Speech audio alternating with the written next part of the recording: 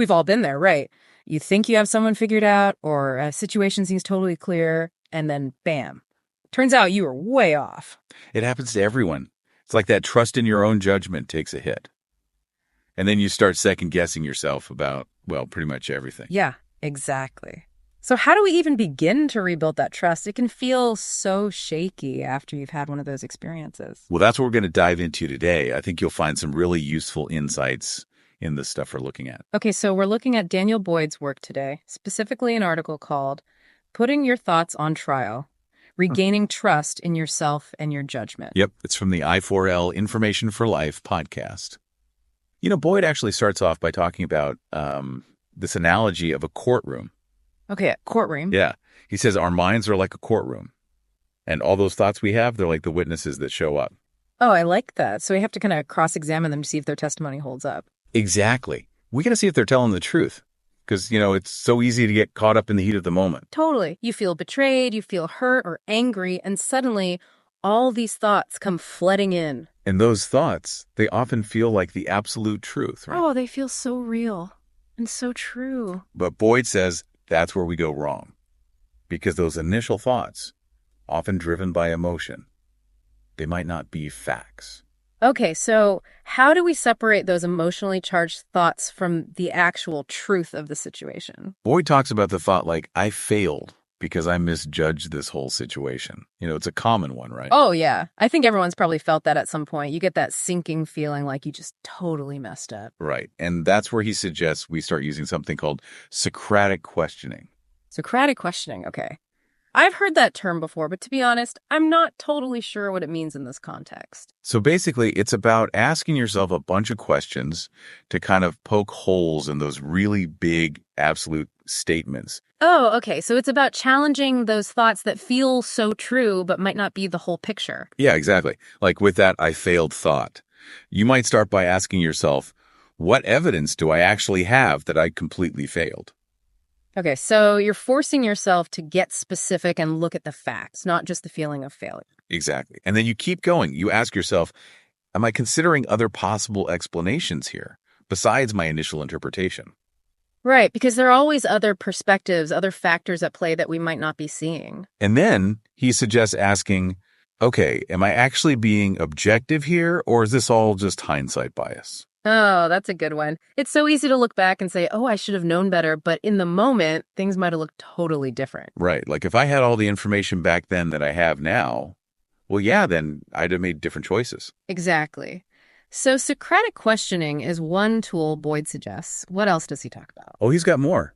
There's something he calls the 3 C's of thought analysis. 3 C's. Okay, I'm intrigued. Break it down for me. Okay, so the 3 C's are challenge, clarify, and confirm. And basically, they're like this framework to help you break down those unhelpful thoughts and ultimately reframe them into something better. Okay, walk me through it. What's the first C, challenge, all about? Okay, so with challenge, you basically are questioning the thought. Like, how accurate is this thought really? Am I maybe catastrophizing you? Oh, yeah, catastrophizing. That's one of my specialties. Like one example Boyd gives is that feeling of betrayal in a relationship. And you have that thought. They never really cared about me. Yeah, it's so easy to go down that rabbit hole, especially when you're hurting. Totally. But by challenging it, you can ask yourself, hold on, is there actually any evidence that they never cared? Yeah. Or am I like hyper-focused on the negative right now? You're basically calling yourself out on those dramatic pronouncements that we all tend to make in the heat of the moment. It's about taking off the blinders and forcing yourself to look at it all a little more critically and, a little less emotionally. Less emotional, more objective. I like it. Okay. So then you move on to clarify the second C. Yeah. And this is where you're like, okay, let's take the feelings out of this for a second. What actually happened, objectively speaking? You're looking at just the facts, no emotional embellishments, just the cold, hard truth. Exactly. Right. You might ask yourself, what parts of this whole thing did I actually get right? Or what are my assumptions here? And what are the actual concrete facts? It's about separating the story you're telling yourself from what actually went down. And then that leads you to the last C, confirm. And this is where you take everything you've learned from challenging and clarifying, and you reframe that initial negative thought into something, well, more helpful. I love that. I'm all about reframing. It's like you're taking that negative thought and turning it into a positive affirmation. Boyd has a really good example of this. Like he talks about shifting from I'm a complete failure to, okay, maybe I missed some cues, but I'm learning from this. I'm not a failure. I'm growing. Oh, that's such a powerful shift. It changes the whole narrative from self-criticism to self-compassion and growth. Yeah. And that's the point of this whole exercise, right? To learn and grow from these experiences, not to beat ourselves up over them. So we've talked about Socratic questioning. We've got the 3 Cs. What other tools does Boyd have in his arsenal for putting our thoughts on trial?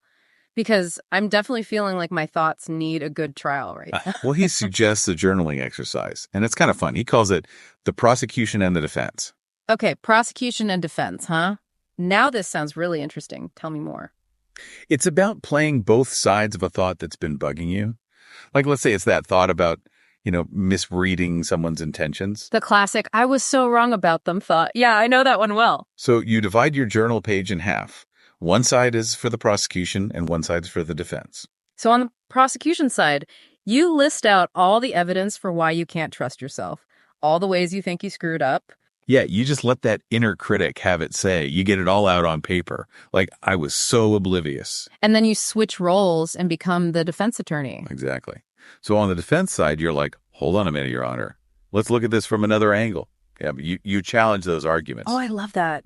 So you're literally arguing with yourself on paper. It's actually super helpful. Like if the prosecution says, I totally ignored all the red flags, the defense can be like, well, those red flags were pretty subtle at first, Your Honor. Or maybe the other person was really good at hiding their true intentions. Right. So you're forcing yourself to look at all sides of the story, not just get stuck in that self-criticism loop. What a great way to create a more balanced internal dialogue. It's like you're giving yourself a fair trial instead of just automatically declaring yourself guilty. What I think is so cool about it is it helps you detach a little, from all that emotional intensity. So you can look at it with more objectivity. It's like you're stepping outside of yourself and playing the role of an impartial observer. And that is so key when you're trying to rebuild trust in yourself. Okay, so we've covered a lot of ground here. We've got all these great tools for analyzing those moments where we feel like we've totally blown it.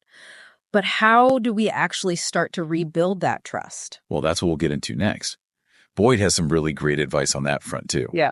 So when we talk about rebuilding self-trust, it's not about never making another mistake. Right, because that's never going to happen. We're all human. We're going to mess up sometimes. Yeah.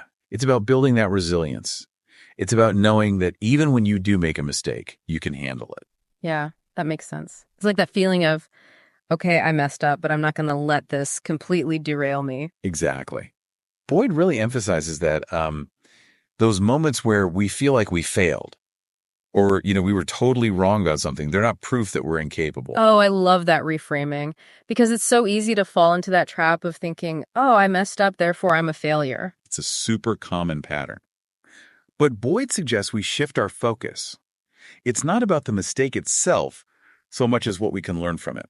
Okay, I'm really liking this shift in perspective. So it's about acknowledging the learning that comes from the mistake, not just beating ourselves up over the mistake itself. Exactly. And he suggests we can do that by asking ourselves some specific questions like, what did this experience teach me about myself? What did I miss? And how can I notice it next time? Oh, those are great questions because they're not about dwelling on the negative. They're about looking for the takeaway. And he also says, what strengths did I show, even if things didn't go perfectly? Even in those mess ups, we often show some real strength. I'm definitely sensing a theme here of self-compassion, which I think is so important because we tend to be so hard on ourselves. Absolutely. It's about being accountable, but not punishing yourself. Yeah. Boyd even gives this great mantra. I'm accountable for what I missed, but I'm not going to punish myself for learning. Okay, I'm writing that one down because I think that's something we all need to hear. So we've acknowledged what we've learned. And then Boyd says the next step is to start rebuilding trust by making small, intentional choices every day. Okay, small choices. So instead of trying to prove ourselves right in some grand, sweeping gesture, we focus on those little wins. Exactly. It could be anything, really. Like choosing to eat something healthy when you really want to grab junk food, or setting a boundary by saying no to something you don't want to do. It's like each one of those little decisions where we listen to our inner voice is a vote of confidence in our own judgment. Exactly. Each one is like a mini victory for self-trust.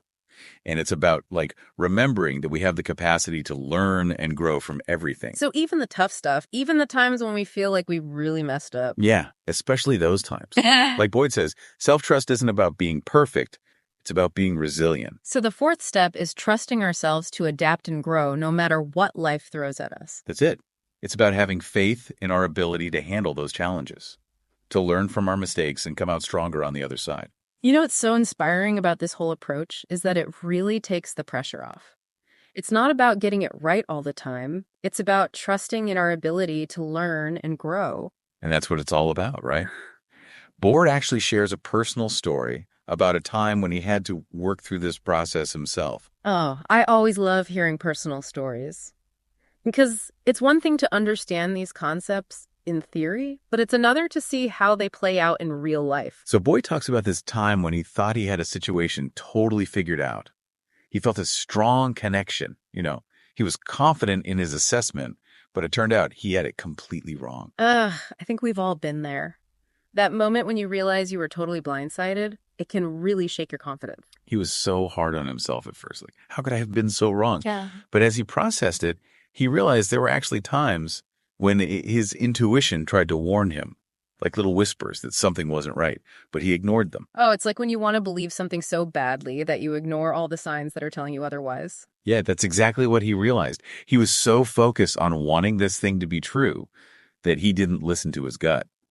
But instead of beating himself up about it, he was like, okay, this was a learning experience. I need to pay more attention to those whispers next time. That's so powerful because it shows that our intuition isn't always wrong. We just choose not to listen to it sometimes. Yeah, maybe because it's telling us something we don't want to hear. And that brings us back to that self-compassion thing. We got to give ourselves permission to learn without all that self-punishment. So in addition to this personal story, does Boyd offer any other practical advice for how we can start applying these principles in our own lives? Oh, he does. He gives this mini checklist of 3 questions to ask yourself whenever you find yourself questioning your own judgment. Okay, I'm ready. Hit me with those questions. Okay, those 3 questions, lay them on me. All right, so the first one is this a fact or is this just my interpretation? Ooh, that's a good one. Because it's so easy to mix those two up. Totally. Like we might be feeling like a total failure, but is there anything concrete to back that up? Or are we just like taking one little thing and making it this huge statement about who we are? It's like we're blowing things way out of proportion. Exactly. Yeah. So that's question number 1. Get clear on the facts versus, the stories we tell ourselves. Okay, love it. What's the next question on the checklist? Question number 2 is, what other explanations could there be? So we're challenging those initial assumptions. Yeah, because we tend to get stuck in our own heads. Yeah. Right? We're so focused on our own version of what happened. And we assume we have all the information. But what if we're missing something? What if there's another side to the story? So we got to open ourselves up to other possibilities. Exactly. Yeah. And that can be so freeing because it takes all that pressure off of needing to be right all the time. Right. It's okay to not have all the answers. Okay. I'm ready for question number 3. All right. The third question is, does this actually align with what I know to be true about myself and about this whole situation? This one feels like it's all about trusting your gut, like that deeper knowing that we all have. It is. It's like a gut check. So if something feels off, like your assessment of the situation just doesn't sit right. Yeah, you get that little voice in your head that's like, something's not quite right here. That's when you got to pause and reevaluate. Maybe you're letting your emotions cloud your judgment, or maybe you're just not seeing things clearly. I think Boyd's work is so important because it gives us a framework for those times when we inevitably start to doubt ourselves. It's like he's giving us the tools to navigate those tricky situations. And it's not about never messing up. Right. Because we all do. It's about learning and growing from those experiences. And ultimately, trusting that we can handle whatever comes our way. That's the whole point of self-trust, isn't it? Knowing that you can make mistakes and still be okay. That you can learn from them and move forward. Boyd's closing thought really sums it up for me. He says, self-trust isn't about being perfect. It's about being resilient. Love that. It's about bouncing back from those setbacks. It's about knowing that you have the strength to pick yourself up and try again. And that's something we can all work on, right? Building that resilience one step at a time. Well, this has been a really insightful deep dive. Thanks for exploring this with me. I hope everyone listening has found these insights from Daniel Boyd as helpful as we have. And remember, building self trust is a journey, not a destination. So be kind to yourself along the way and trust that you're capable of amazing things.